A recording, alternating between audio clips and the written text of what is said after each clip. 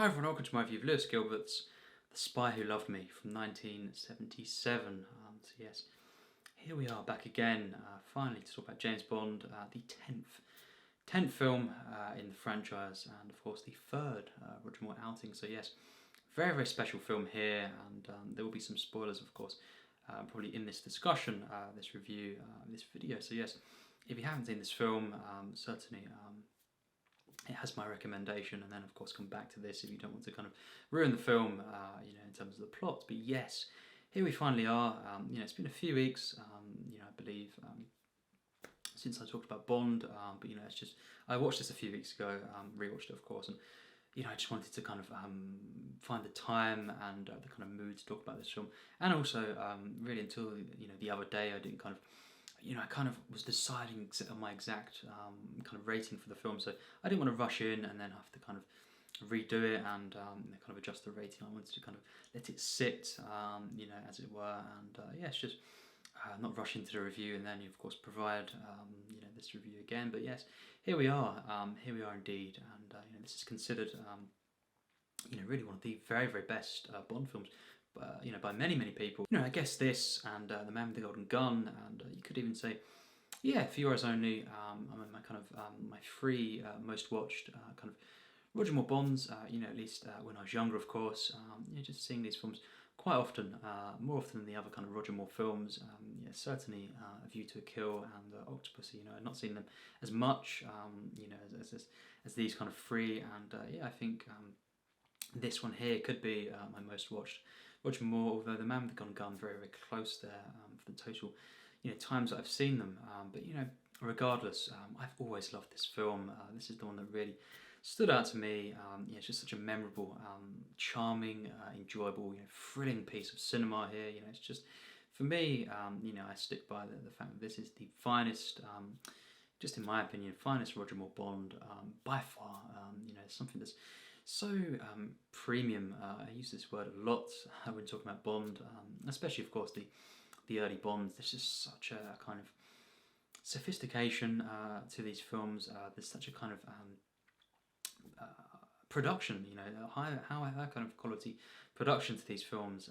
Something that's so sophisticated and just bringing this kind of beauty to the kind of franchise, I think, and something that's definitely lacking in kind of Live and Let Die, and certainly The Man with the Golden Gun.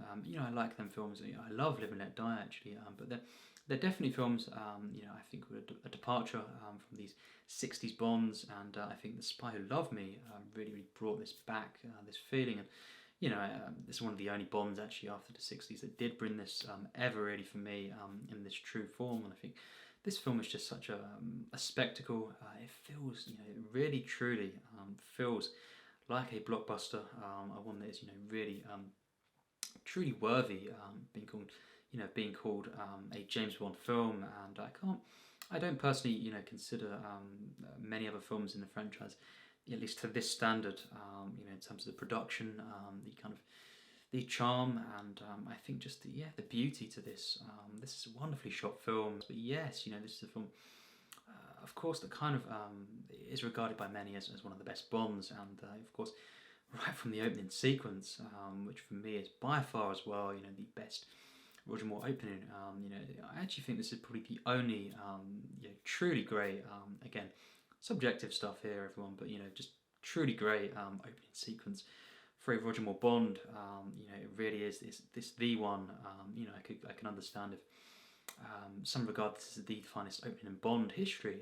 It's that good. It's just so thrilling and kind of caught up in the middle of it all. The action here, the kind of frantic nature, but the kind of the charm at the same time. The way that Roger Moore is kind of delivers his lines, of course. That moment, of course, where he says, "So does England," of course, and then he goes. That ski chase, of course, it's just absolutely legendary. The use of music there, the editing is just so stunning. It really, really is. What a thrilling way to open a Bond film.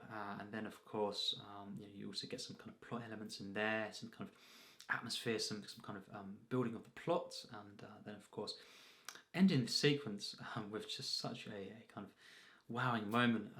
Of course, with the halting of the music there, and of course, right off the cliff, there, of course, and Roger Moore, his character Bond, going off the cliff, and there's no music there, and then of course, very prolonged kind of shot there. I love the kind of way that it's this kind of very, very long take, and of course, complete silence, just hearing, of course, the falling of this individual, this spec, and then of course, the parachute opens, and then the Bond theme kicks in, and this is really such a kind of awe-inspiring moment. It's really one of the best stunts in the history of cinema, in my opinion, and just the way that the kind of there's a lack of music, and then it just really just blows you away with the kind of way it's timed there, and then of course leading very gracefully, beautifully into the credits. Of course, the hands coming in there, and it's kind of this comforting feeling, I get from that image. Of course, Roger Moore. Just one of my kind of favorite things about this film is the kind of the way in which Roger Moore kind of performs this kind of character here of Bond. Such a graceful way. This one in particular, I think he's of course great. He's never bad. In the Bond films, but this film really stands out. As his finest kind of outing, and just the one that he really delivered, really every line in this film to a kind of to a point, and just to in this manner, this charming way, this kind of ease. He really was into this role at this point. Really kind of perfecting what he was giving to this role. He's not, maybe not my favourite Bond, but that's not the point. In terms of his performances, what he was bringing to this character Bond, of course. For me, this is the best, and I just love everything about his performance in this film. And yes, as I was saying, of course, the title sequence, leading into that title sequence, which is just one of the best, in the history of film. Once again, and it's for me, by far the kind of best Roger Moore kind of title sequence. This is just wonderful.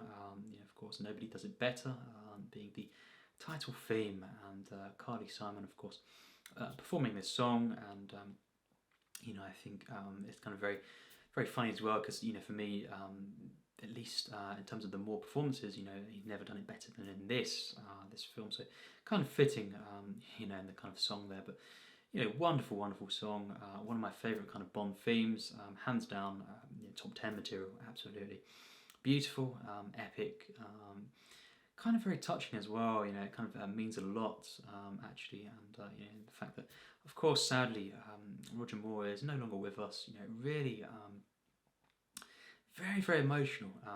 It's definitely something that when I was watching the credits, it's a lovely, of course, kind of way it's kind of been put together and edited, of course, and beautiful song. But it's something about it. There's kind of this added weight to the film as well, and this moment here, it's just a moment to kind of sit back and kind of appreciate and really just admire, of course, Roger Moore, and just what he brought to Bond. It's a really wonderful film, and of course, the main plot, kind of I'm not going to kind of go into the plot again, but of these films in detail perhaps, but of course it concerns mainly these two submarines that have been missing, of course, and Roger Moore, and of course the other agent, of course, Anya, kind of KGB agent, both tasked kind of look for these two kind of stolen submarines, and the kind of main plot of the villain, Stromberg, is the kind of to destroy or to create World War III, and then of course underwater create this kind of civilization and kind of dominate, of course. So yeah, very, very again, very similar to a lot of Bond plots, but again a bit different as well, and kind of unique in the exact idea of this villain, and it's it's something that's just, again, in the way it's done, it's kind of it's what it's about, in cinema, and certainly here it's something that the plot is very typical, of course, of Bond films, very, very similar, but it really is wonderfully done, and just so investing, this one, of course. And Kurt Jürgens playing the villain of Stromberg, yes, of course, the official main villain of the film, and he is just such a great villain. Of course, Jaws is a kind of standout, villain in the film. He's the one that's really, of course, memorable as one of the best kind of characters for me in Bond, certainly. And he's in, of course, he's in Moonraker. You know, I much prefer him in this film here as a character, as a kind of character within Bond. But you know, regardless, you know, so great, and you know, I think he is so memorable in this film. You know, the comedy and the kind of the combination of that and the kind of menacing nature of this kind of character. You know, very scary. You know, of course, trying to kill different victims in the film. You know, with his bite. It's really quite violent, this film, and very disturbing, of course. But there's something about it as well, the kind of campy nature, over the top nature of it, and the comedy that just works perfectly, in my opinion. And yes, this villain of Stromberg, you know, is really great. You know, it's something that he plays it so well. Kurt Jürgens, and you know, this edition of Jaws as well is such a perfect balance. You know, it really is. And I think the combination here is just so key, and kind of course, more serious Stromberg, you know, of course, in the Jaws character, just works perfectly, in my opinion. And you know, for me, just certainly the first hour and kind of 10 minutes, this is one of the very most enjoyable Bonds of all time. I also love the Bond girl in this film, of course, Barbara Bach. As I've said, playing this character of Anya, or you know, Triple X, you know, she referred to as well in the film. But yes, as I've said, this KGB agent, kind of tasked with the same mission, of course, as Bond, as we've said. But you know, what I love initially, at least, about this kind of relationship is the kind of the way in which she's, of course, seen with another you know, individual, and then of course he's one of the people killed by Bond, you know, in this kind of ski chase. It's kind of this really unique and highly effective kind of dynamic that's set up.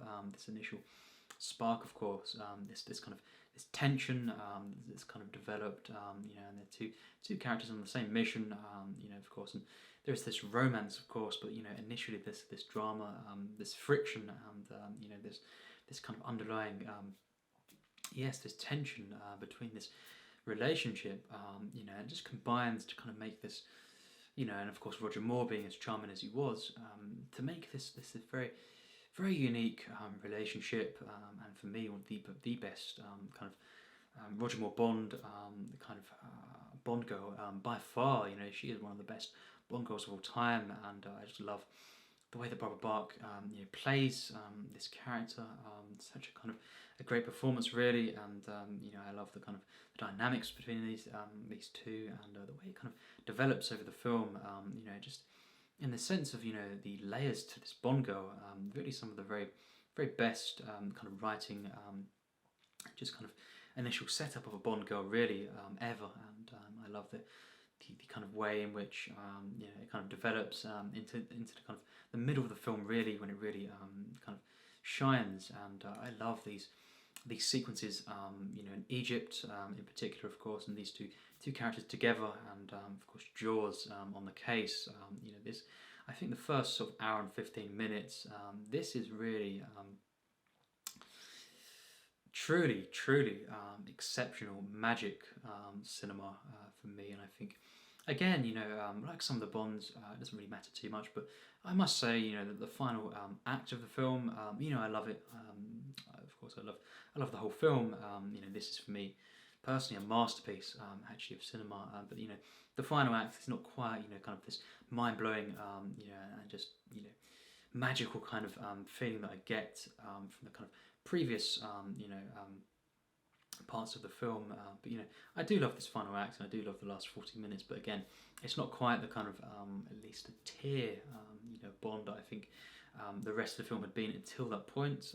You know, right from the opening sequence, you know, this is, you know, really wowing cinema, and you know, it's something that could have been, you know, I think it could have been in my top, you know, 150 films, really, but it's not quite there.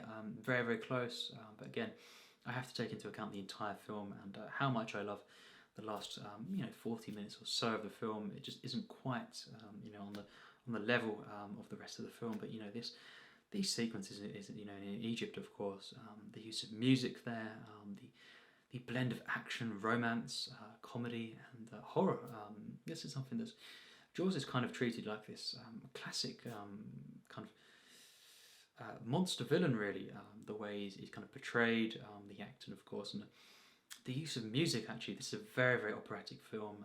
Of course, the whole sequence, of course, in Cairo at night time. You know what sequence I'm on about there.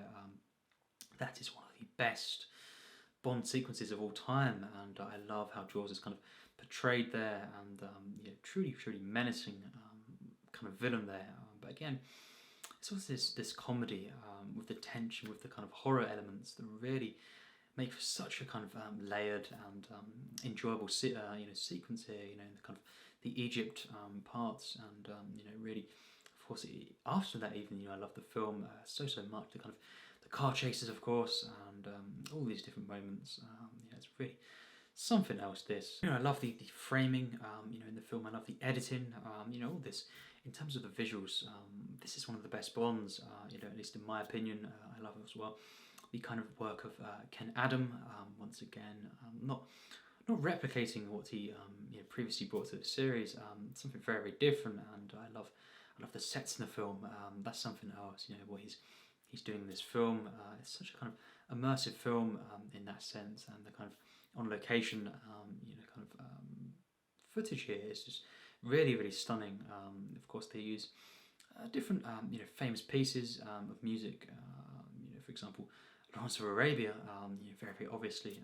And despite sometimes I don't really I don't always love the kind of use of very famous films. For example, music in a film used in different films.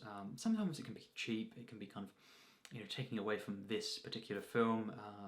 But on this occasion, it just works. It just works. Not too much more to say there. I love the kind of appearance there of the theme to Lawrence of Arabia, for example, and yes, these desert sequences. Something that I do really love, and I love the kind of the scene on the boat as well. Really beautiful stuff. Again, the music wonderfully used, and I really do. I love this kind of relationship in the film, and it just adds so much kind of enjoyability to the film. And again, the action is truly stunning. The way it's edited, of course, that's a real difference here. The editing is just top notch. Bond, I can't really say the other Roger Moore kind of Bonds compared to this at all in this way, and the production again in general just really outdoes itself. Outshines for me the other Roger Moore Bonds, and most Bonds really, I would say, and just a premium luxury wonderful experience of Bond. This is the one for me, the Roger Moore Bond, and I think he is just so good in this film. He's perfect for what he was kind of bringing to the franchise. The charming, smooth, you could say innocent Bond, one who's not too much of a kind of a ruthless Bond. Again, all the Bond actors, of course, or at least all the portrayals of Bond are in some way ruthless. No denying that. But compared perhaps to the other Bonds, I think Roger Moore is kind of this more of this innocent kind of.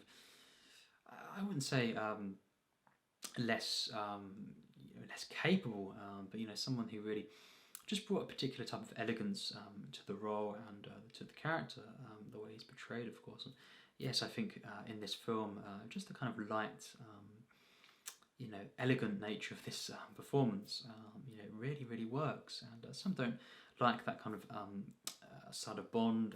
Perhaps they like the more purely go for the ruthless kind of portrayals. But I think whatever works in that sense, and I think this truly works perfectly in this film, and everything working in harmony. In terms of character work here, Desmond Llewelyn, of course, in this film. This is one of the very best. I would say. I would venture to say it's kind of top 4 maybe kind of appearances or uses of Q in a Bond film. Really top notch stuff here. I think the appearances of Desmond Llewelyn in this film are actually some of the very best. I'd say a couple, better on Her Majesty's Secret Service, Goldfinger. Other than that, I think this is right up there with the best kind of Q appearances in a film. I love the kind of the way he drives that car, slash submarine, into Bond, of course, and just that kind of moment where you kind of see them in the distance there, kind of exchanging words, but you don't hear all of that, and it's just kind of a very interesting moment. Something that I can't, not much to say about that, in detail, but something that I really love and appreciate. Just the kind of the way in which Q is portrayed in this film, and I love the kind of way in the comedy in the film again, and the way in which he delivers the gadgets to Bond in this. Some of the very, very best, as I say, and Bernard Lee, of course, as M, Lois Maxwell once again as Moneypenny, just perfect here.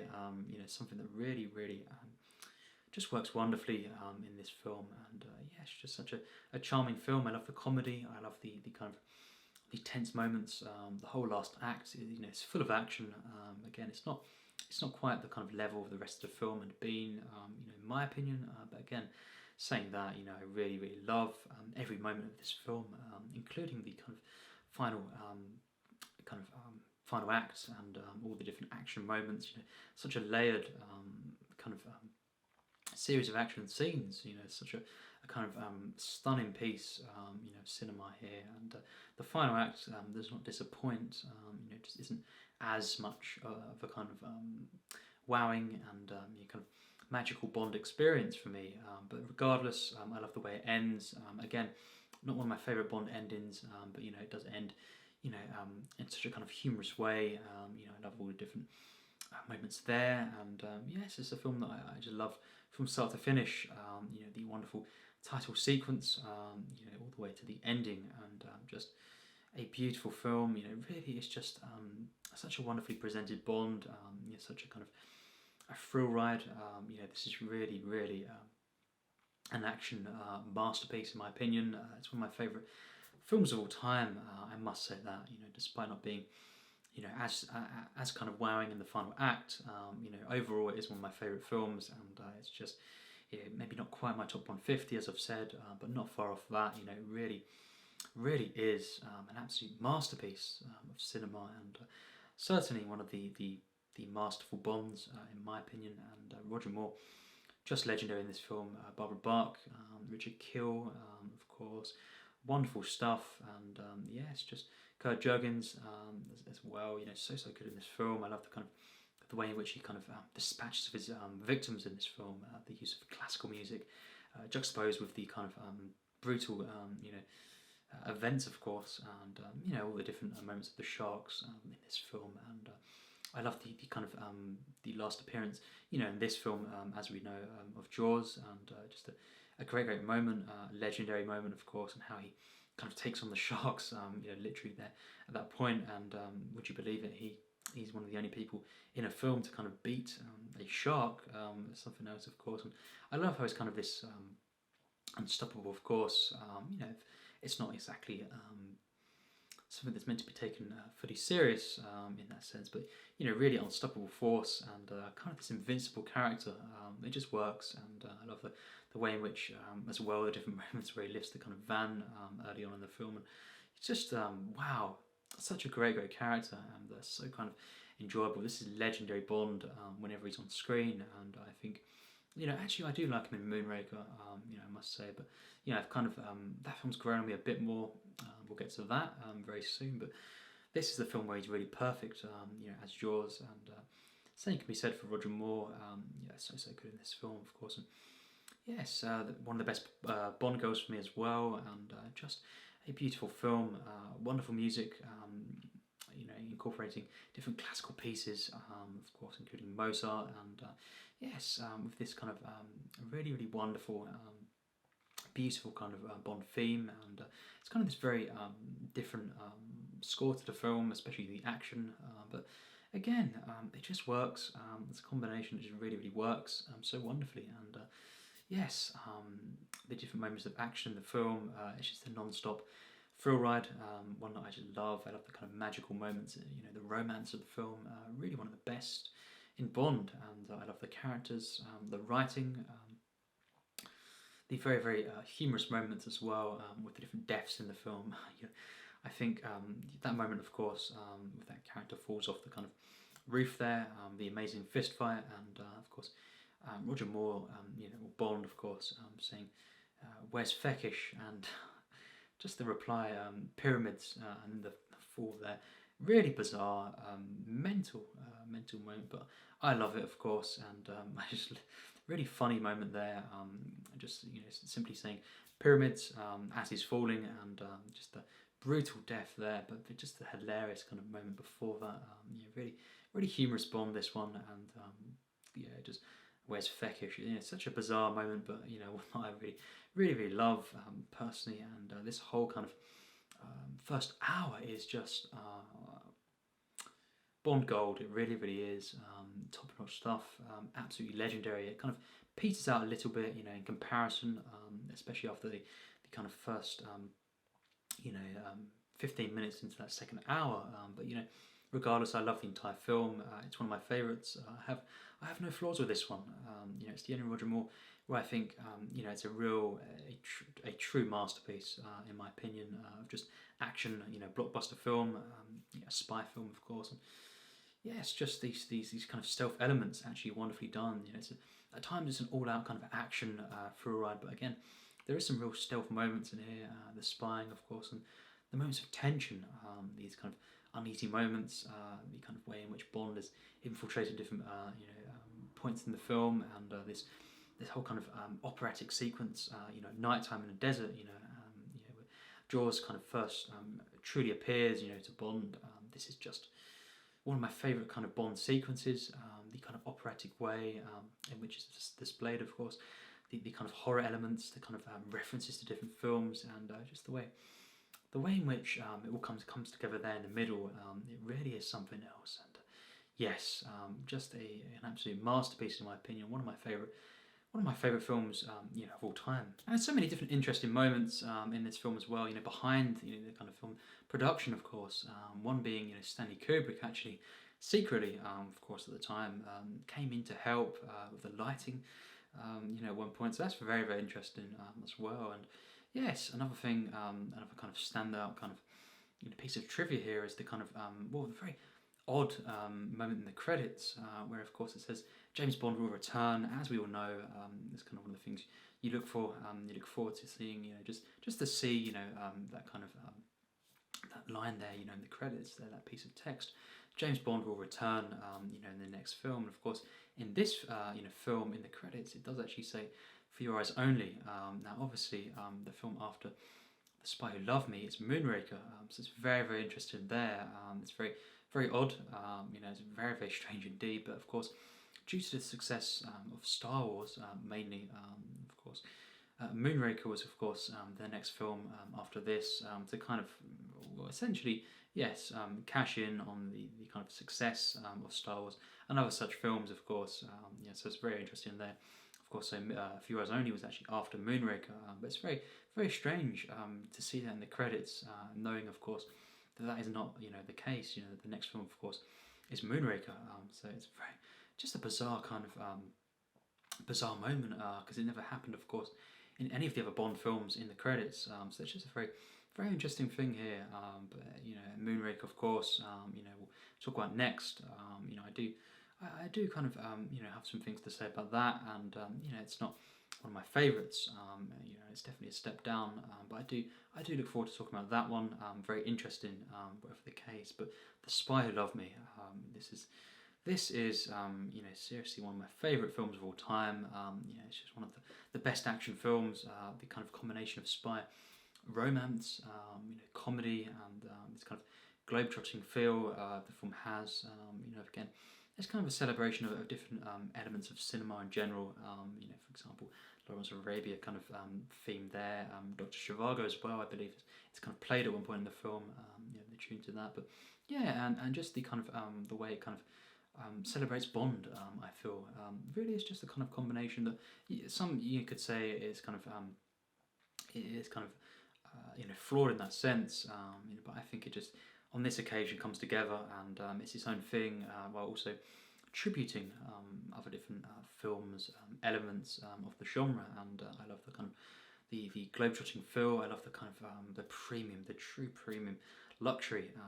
Just splendor that this film is. It's wonderfully shot. The editing is just top notch. The action and just the transitions, the way in which it's just a wonderful flow. This film flows like some of the very best Bonds, really. It's just a beautiful film.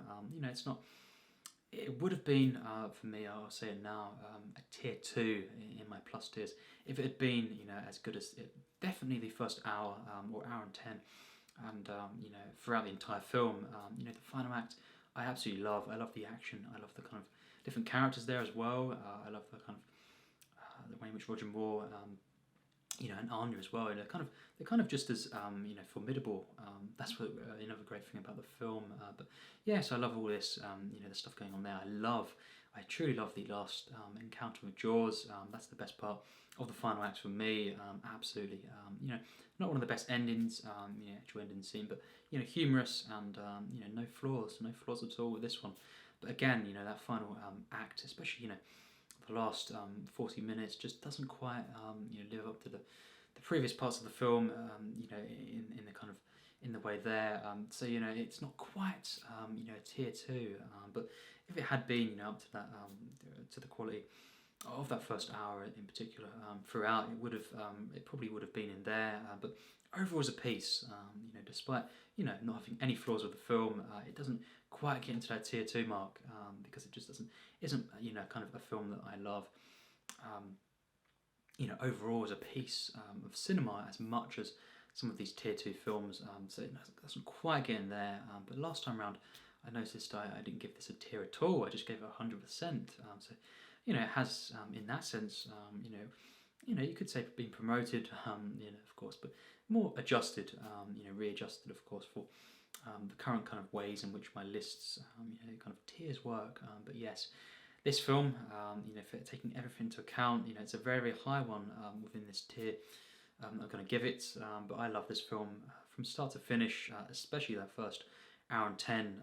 It really is one of my favourite films of all time, and taking it all into account, I have to give this film 100% plus tier 3. Yes, indeed. It's in my top 200, absolutely, and I adore this film. It's a really wonderful film. The romance, the action, adventure feel, the spy kind of elements, so perfectly kind of woven with this, obvious, Bond action. In that sense, it's a film that's very, very different to some of the Bonds. But again, it knows it's a Bond film. It really delivers in these Bond moments. It's very Bondian. In a sense, it's something that, for example, the kind of opening sequence, the kind of luxury feeling, the real premium package that this film is. The production values, absolutely stunning. With this wonderful title sequence. Just these one-liners, and this kind of really wonderful Bond girl. In the film as well, and these moments, of course, with the different characters: Q, Moneypenny, M. Q, as I've said, is one of the best kind of appearances of him. Absolutely top kind of 5 appearances of Q in my opinion, and so it is one of my favourite films. It's one of the best Bonds, and certainly top 10 for me. Again, not everyone's favourite Moore film, that's fine, but it's personally, if I was asked, of course, it's personally my favourite Roger Moore film. It certainly is the best.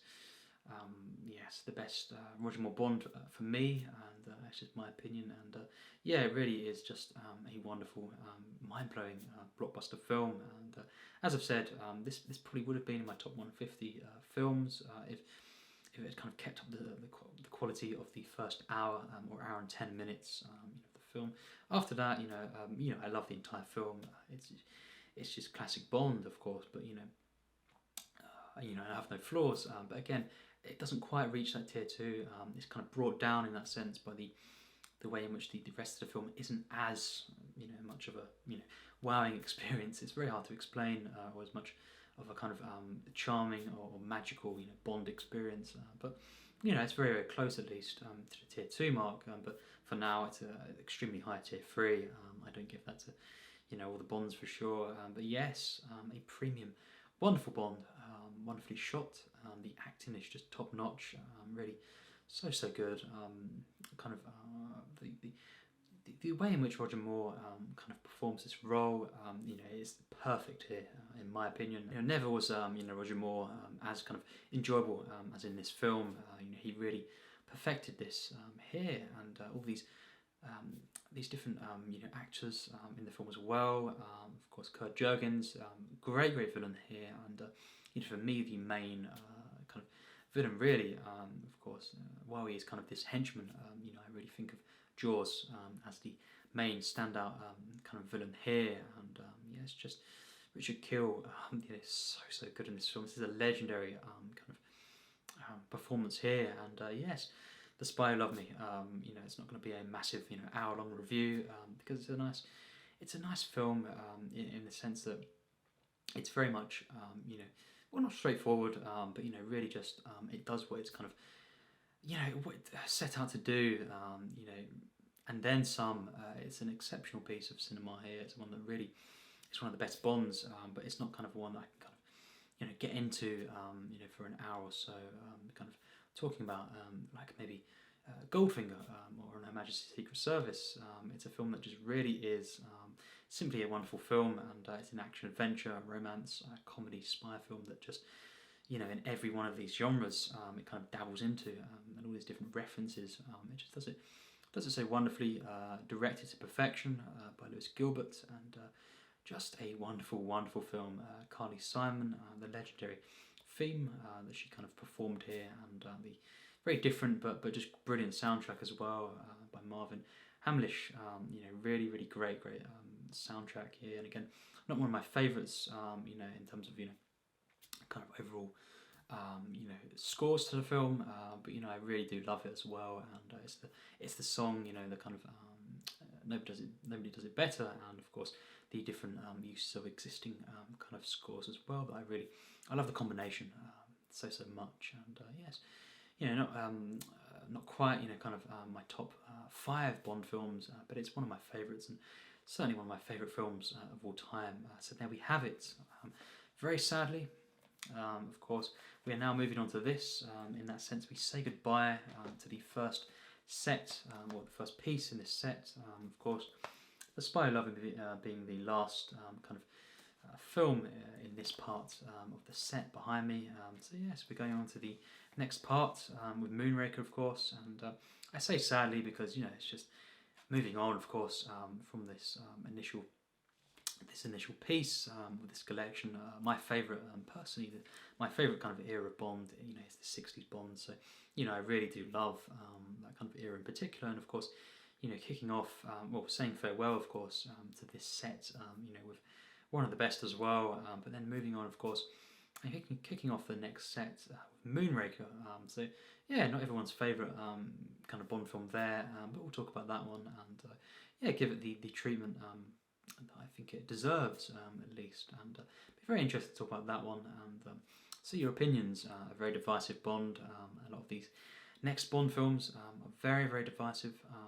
Very, some of them are panned, really badly, kind of received in some regards. But I do have much to say, and it's a film. It's a part of the franchise. I do think it's up and down. I think, as I've said, after the 60s Bonds, the franchise was always, had its real ups and downs. But I think pretty much every Bond, at least I get something from. I must say, Die Another Day is one of the exceptions. We'll get to that. But I do really take something from most of the other Bond films, and do just enjoy different elements. I love this franchise overall, and I really do. I do have much to say about Moonraker as well. Of course, Roger Moore as well. So you've got that at least as well. And yes, of course, next up is Moonraker on this part of the set. So I look forward to that. But yes, tell me your thoughts on The Spy Who Loved Me, and of course Bond in general. Always great to talk. In the comments, and yes, just tell me your thoughts on this film. What do you think of it? What do you think about the different action pieces in the film, Jaws, all these kind of elements kind of stand out here, and of course very iconic. What do you think of this film, The Spy Who Loved Me? Great to hear, perhaps just your kind of overall kind of thoughts, how this compares perhaps to different Bond films in the kind of series here. Again, you don't need to leave a kind of ranking, but it's always great to kind of discuss and compare different Bond films, and because eventually, as I've said, I'll be doing another ranking. So yeah, maybe you leave the full ranking if you want. For that, I'll be doing a re-ranking of the series. Of course, eventually be some time, of course, maybe even longer than we've been told. You know, but yes, eventually I look forward to that, and of course staying positive for Bond, and yeah, it'd be great to talk, of course, in the comments to you viewers, of course, and yes, as always, stay safe, and of course carry on, you know, kind of watching films and talking about films. That's the best thing for me to do, to carry on with the channel, and yeah, it's just be great to discuss yet another Bond, and this one, of course, very popular. I certainly love this film. It's one of my favourite Bond films, and therefore one of my favourite films of all time. And yes, a tier 3, certainly a kind of accomplishment, you know, for me to give it, you know, that rating. And yes, just a magical film, really. And yes, The Spy Who Loved Me. That's my thoughts. Wonderful film. I want to watch it again, really. But you know, we have the other Bonds to talk about, and yes, be very interested to do so. And yes, tell me your thoughts, of course. And as always, thanks for watching.